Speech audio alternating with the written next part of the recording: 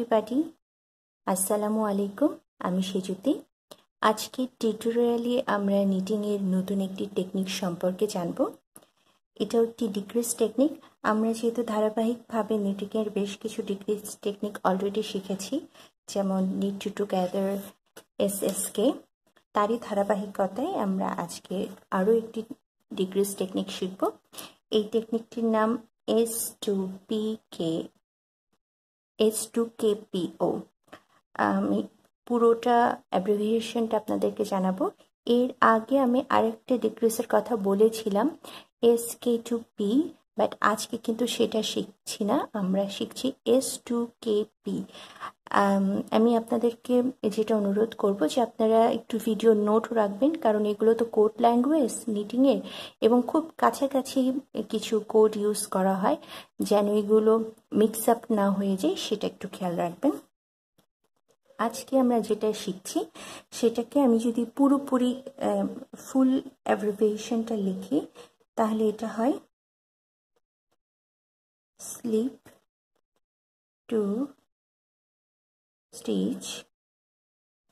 এটা নর্মালি আমরা pearl wise slip করি, বাট এই ক্ষেত্রেও কিছুটা ব্যতিক্রম, কারণ এটা নিট ওয়াইজ হবে। সো আমি এটা ব্র্যাকেটে নিট ওয়াইজ লিখছি।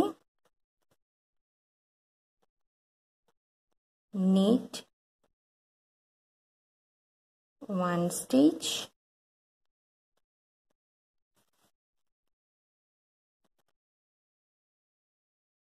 pass over 2 stitches, pass over 2 stitches। এটা হচ্ছে ফুল অ্যাব্রিভিয়েশন এই স্টিচটার, আর এটাকে সংক্ষেপে বলা হয়, যেহেতু এটা স্লিপস টু স্টিচ, এটাকে সংক্ষেপে লেখা হয় S2। তারপরে যেহেতু নিট করা হয় এর জন্য কে, এরপরে যেহেতু পাস করা হয় এটাকে তিনটে ভ্যারিয়েশনে লেখা হয়। সরাসরি SK2P, পাসের P লেখা হয়, অথবা S2KPO, এটাতে পাস ওভার বুঝায়, অথবা S2KP2। P2টা হচ্ছে যে দুটা স্টিচ পাস করব আমরা, এই জন্য এই যে কোনো একটা ভ্যারিয়েশন আপনাদের প্যাটার্নে থাকতে পারে, যে ভেরিয়েশনে লেখা থাকুক না কেন সেম স্টিচটাকে বোঝায়, অর্থাৎ S2KP, S2KPO বা S2KP2, যে কোনো একটা থাকবে। আমি এই যে ডিক্রিজ টেকনিকটা আমি আজকে দেখাচ্ছি, এটার সঙ্গে আগের যে ডিক্রিজ টেকনিকগুলো আমরা শিখেছি, নিট টু টুগেদার যেটা রাইট স্ল্যান্টিং ডিক্রিজ, SSK যেটা লেফট স্ল্যান্টিং ডিক্রিজ, এই দুটো ডিক্রিজ টেকনিকের সঙ্গে আজকের এই টেকনিকটার দুটো পার্থক্য আছে। প্রথমত হচ্ছে এই ডিক্রিজটা কোনো একটি নির্দিষ্ট দিকে বাঁক নিয়ে থাকবে না, এটা একদম স্ট্রেইট থাকবে, একদম দাড়ির মতো। আমি একটু করে রেখেছি আপনাদেরকে দেখাই, আপনারা যদি একটু লক্ষ্য করেন তাহলে দেখবেন যে আমি ঠিক এই পজিশনটা ডিক্রিজ করছি। দেখুন এখানে একটা লম্বা শিরদাঁড়ার মতো অংশ হয়েছে, ঠিক স্ট্রেইট একটা লাইন হয়েছে, এই লাইনটাতে ডিক্রিজ হতে হতে গিয়েছে, এখানে এসে এখানে এসে ডিক্রিজ হয়েছে, এখানে এসে ডিক্রিজ হয়েছে। আর দেখুন তার জন্য কোনো দিকে বাঁকা নেয়নি, একদম স্ট্রেইট একটা ডিক্রিজ লাইন এখানে দেখা যাচ্ছে। এটা একটা পার্থক্য, যে এইটা হচ্ছে স্ট্রেইট লাইন,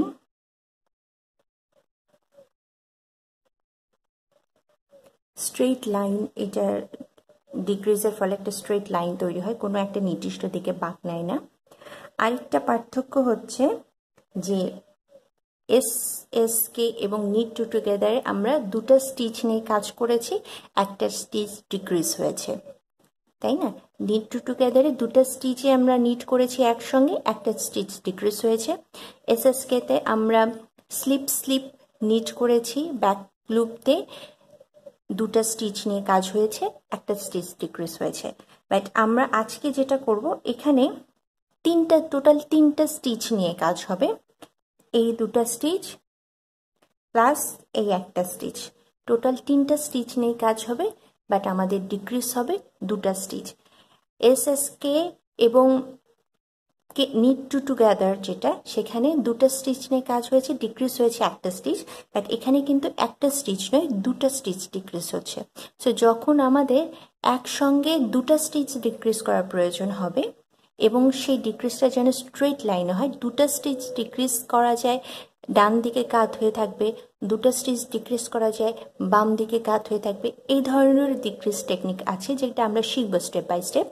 বাট আজকে যেটা শিখছি সেটা দুটো স্টিচ ডিক্রিজ হবে, বাট একদম স্ট্রেট লাইনে ডিক্রিজটা হবে, কোনো দিকে কাত হয়ে থাকবে না। ঠিক এখানে যে স্ট্রেট লাইনটা দেখা যাচ্ছে ঠিক এইরকম করে। সো এটা মনে রাখবেন যে S2KP এই ডিক্রিজটাতে একটা স্ট্রেট লাইন তৈরি হয়, প্লাস এই ডিক্রিজটা তিনটা স্টিচ নিয়ে হবে, দুটা স্টিচ ডিক্রিজ হবে। সো আমরা থিওরিটিক্যালটা কমপ্লিট করে ফেললাম। ও আরেকটা জিনিস যেটা, যে টু স্টিচ ডিক্রিজ, এটা আমাদের নোট, আর আমি তো সঙ্গে সঙ্গে আপনাদের ডায়াগ্রামটাও দেখাই। এটার ডায়াগ্রামটা হচ্ছে, যেহেতু আমরা তিনটা স্টিচ থেকে একটা স্টিচ করছি, অর্থাৎ দুটা স্টিচ কমে যাচ্ছে, তিনটা থেকে যদি আমি দুটা মাইনাস করি তাহলে একটা হয়, তো তিনটা থেকে দুটা কমে যাচ্ছে, একটা স্টিচ তৈরি হচ্ছে। এই কারণে এটার সিম্বলটা হচ্ছে ঠিক এইরকম, যেহেতু আমরা একটা স্ট্রেট লাইনে থাকবো, সো এটা এমন দেখায় যে কিছুটা এই ধরনের তির্যক একটা ফলার মতো, যে তিনটা স্টিচ মিলে এখানে একটা হয়ে যাচ্ছে, ঠিক এইরকম। অথবা কোনো কোনো ক্ষেত্রে এই মাঝখানের লাইনটা একটু লম্বা করে দেওয়া হয়, এইরকম। এই দুটা ভাবে এটা প্রকাশ করে। এই দুটা ক্ষেত্রে কিন্তু দেখুন যে তিনটা লাইন এইরকম করে একটা, আমি তো দেখাতে পারছি না, ঠিক এইরকম। আমি যদি পেনটাকে একটা স্টিচ ধরি, তিনটা স্টিচ মিলে একটা স্টিচ তৈরি হচ্ছে, এই জন্য এই সিম্বলটা ঠিক এরকম। এটা বক্সের মধ্যে রাখা হয় এইরকম করে, যে কোনো একভাবে প্যাটার্ন অনুযায়ী, কোন দেশের প্যাটার্ন সেই অনুযায়ী এই ডায়াগ্রামটা বা এই সিম্বলটা ডিফার করে, কারণ বিভিন্ন কান্ট্রি টু কান্ট্রি সিম্বলটা কিছুটা ডিফারেন্ট হয়, বাট এই দুটো হচ্ছে মোস্ট কমন সিম্বল। এখন আমরা মূল নিটিংয়ে ফিরে যাই। আমি এখানে একটা স্যাম্পল আগে থেকে করে রেখেছি অলরেডি। সো এই পজিশনে এসে আমি ডিক্রিজ করব।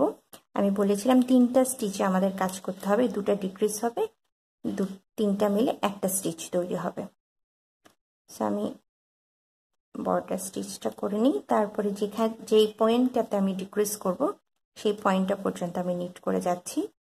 আপনারা যখন প্যাটার্ন ফলো করবেন, প্যাটার্নে উল্লেখ থাকবে যে কোন ক্ষেত্রে আপনার ডিক্রিজ করতে হবে। সো সাপোজ আমার কিছু সংখ্যক স্টিচ নিট করার কথা, সো আমি নিট করে যাচ্ছি।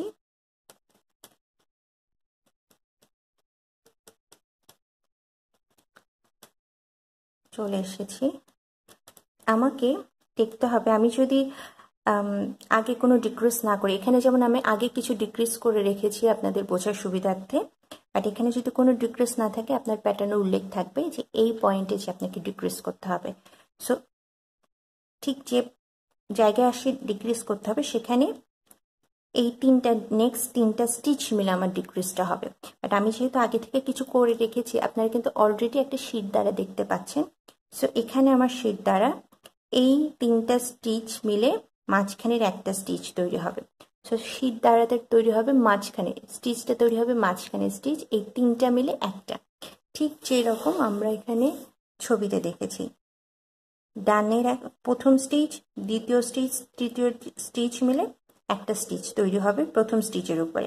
এই ছবিটাতে আলো বোঝা যায়, প্রথম, দ্বিতীয়, তৃতীয় মিলে একদম মাঝখানে মূল স্টিচটা তৈরি হবে। ঠিক একইভাবে দেখুন এখানে 1, 2, 3 তিনটা স্টিচ আছে, এই তিনটা মিলে এই মাঝখানে আমাদের একটা স্টিচ তৈরি হবে।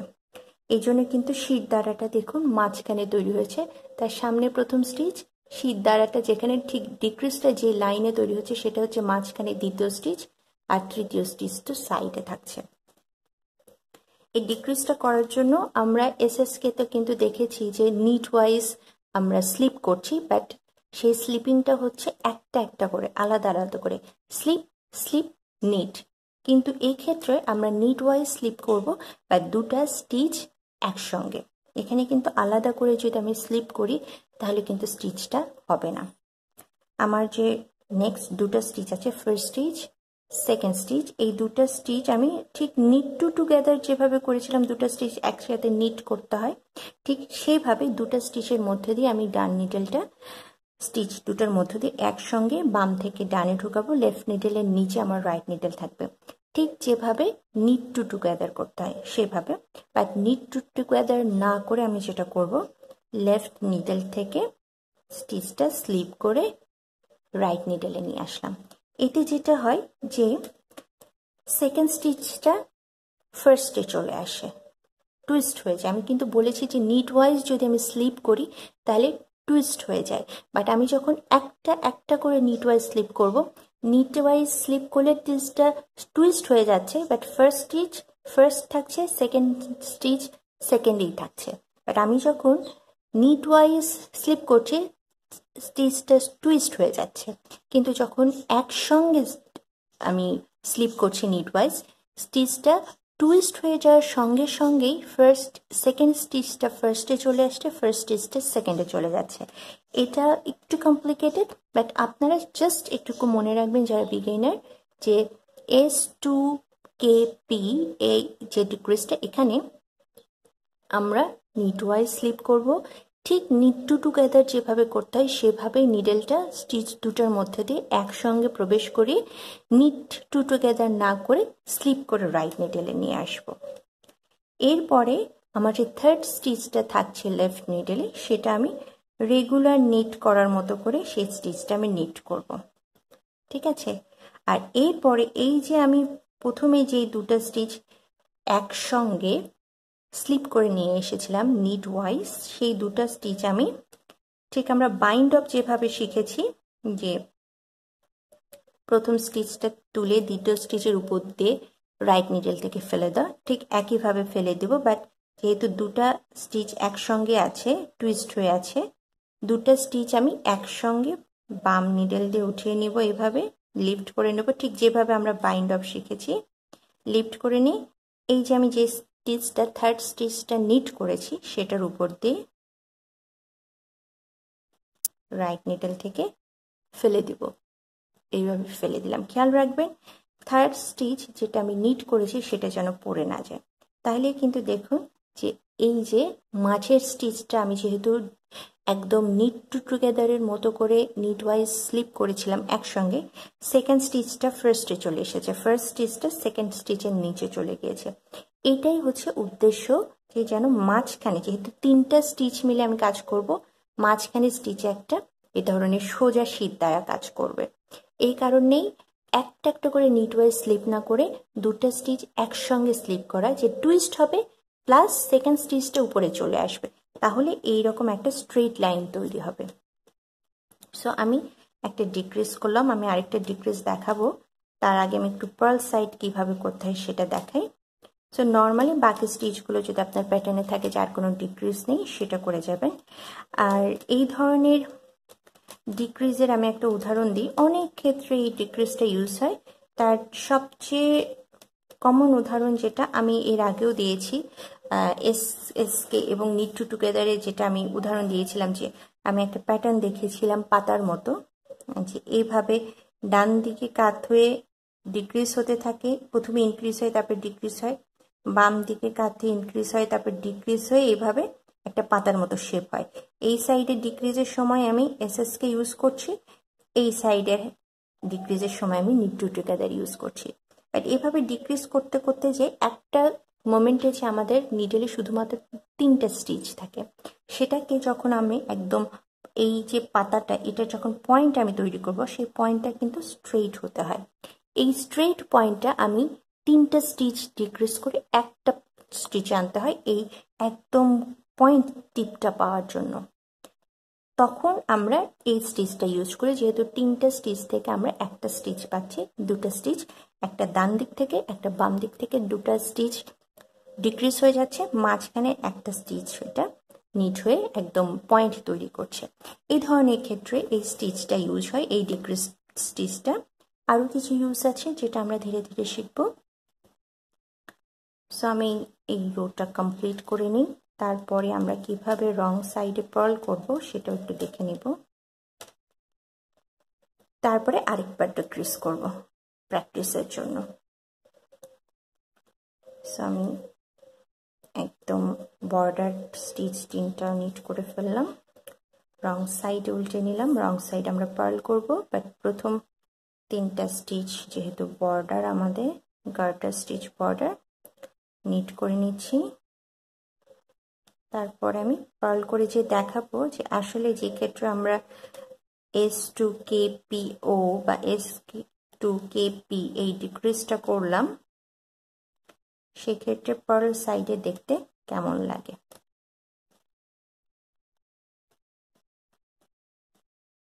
অলমোস্ট চলে এসেছি।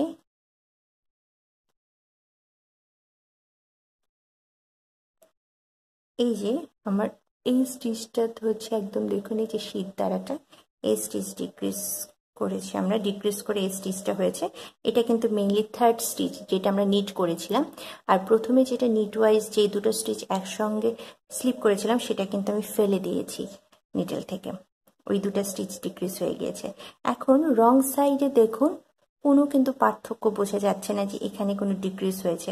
আপনি যদি খুব ক্লিয়ারলি দেখার চেষ্টা করেন তাহলে বোঝা যায় যে এখানে দুটা স্টিচ এই স্টিচের একদম গলাতে দুটো স্টিচ কিছুটা মাফলারের মতো জড়িয়ে আছে, এই একটা স্টিচ আর এর সামনে আরেকটা স্টিচ। এটা যারা খুব ক্লোজলি খেয়াল করবেন তারা দেখবেন, আদারওয়াইজ কিন্তু এটা নর্মালি একদম নর্মাল উল্টো সাইডে যেরকম অন্যান্য এই স্টিচগুলো নর্মাল স্টিচগুলো যেরকম সেরকমই দেখা যাচ্ছে। সো আমি এটা ঠিক নর্মাল স্টিচের মতো করে পার্ল করে যাব। রং সাইডে তেমন কোনো পার্থক্য লক্ষণীয় হবে না। সো আমি রাউন্ড রোটা কমপ্লিট করে নিই, রং সাইড রো।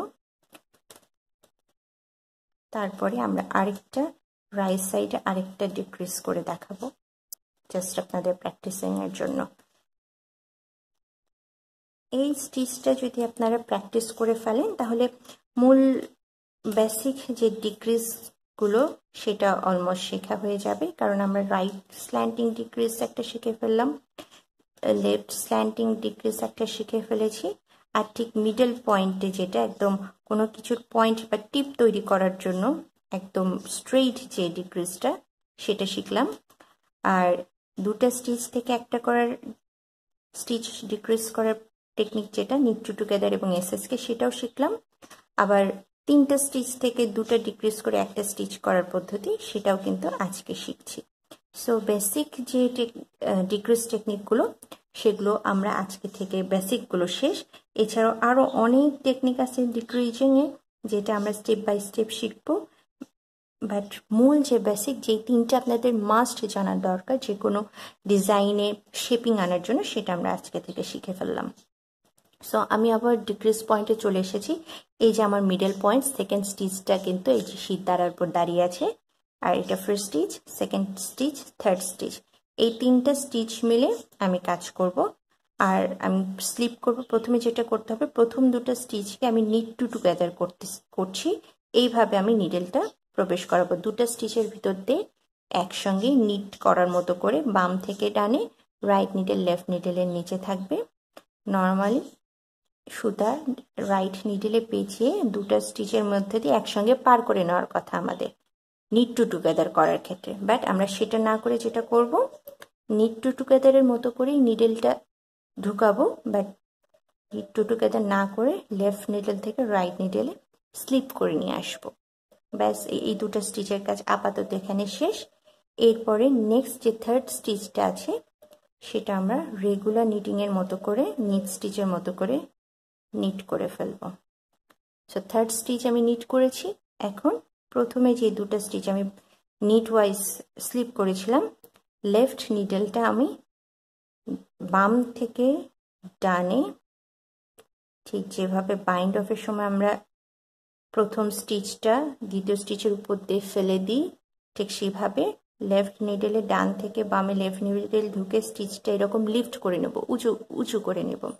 তারপরে যে থার্ড স্টিচটা আমি নিট করেছি সেটার উপর দিয়ে পার করে, খেয়াল রাখবেন থার্ড স্টিচটা যেন পড়ে না যায় সাথে, উপর দিয়ে পার করে নিয়েছি আমি। থার্ড স্টিচটা কিন্তু এখনও নিডেলে আছে, এটা কিন্তু পড়েনি। আমি বাম নিডেল দিয়ে প্রথম যে দুটো স্টিচ আমি স্লিপ করে নিয়েছিলাম সেটা পার করে নিয়েছি, এখন ডান নিডেলের নিচে এটা ছেড়ে দেব। তারপরে হচ্ছে ওয়ার্কিং ইয়ার্নটা ধরে একটু টান দিন, এটাকে টাক করা বলে, একটু টান দেওয়া বলে, তাহলে একটু অ্যাডজাস্ট হয়ে যাবে স্টিচগুলো। তারপরে দেখুন আমার ডিক্রিজটা কমপ্লিট হয়ে গিয়েছে, এই যে মাঝামাঝি একটা শীট দ্বারা তৈরি হয়ে গিয়েছে। তারপরে বাকিগুলো আমি নর্মালি নিট করছি। এই হচ্ছে আমাদের আজকের টিউটোরিয়ালের মূল আলোচ্য বিষয়।